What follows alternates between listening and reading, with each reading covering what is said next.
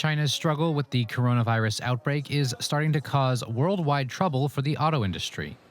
Assembly plants in South Korea, Japan, and Serbia have all been forced to halt or slow down work to deal with a shortage of parts. And manufacturers have warned further disruptions could lead to more idled plants outside of China, which would lead to fewer cars on the market. That's because most of the industry relies on just-in-time supply chains, importing a steady stream of enough parts at a time to keep the assembly lines running smoothly.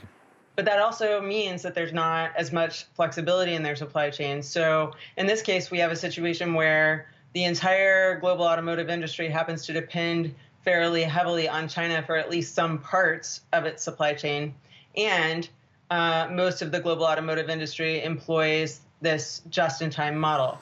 Auto supply chains have been upended by China's efforts to contain the spread of the coronavirus, which has caused more than 2,000 deaths in the country.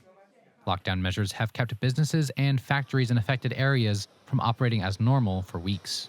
The virus first originated in the province of Hubei, a hub of automotive manufacturing in China. Hubei is home to one of the country's three main state-backed automakers, the Dongfeng Motor Corporation, which has partnerships with foreign companies like Nissan and Honda. China's lockdown measures to combat the virus disrupted work in at least 11 different provinces. IHS Markit estimates about two-thirds of China's automotive production capacity faced slowdowns as a result.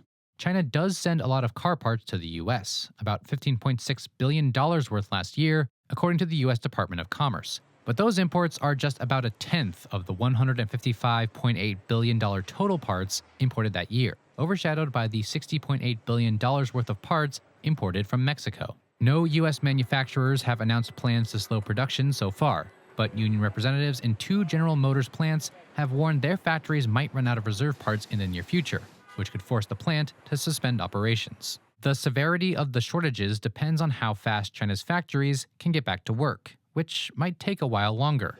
Authorities in Hubei have said that non-essential businesses will continue to be shuttered through March at least. We don't know what the future holds, but we do know that China is working very hard to try to get people back to work and to restore some normalcy when it comes to balancing both public health and public welfare in terms of people being able to make a living.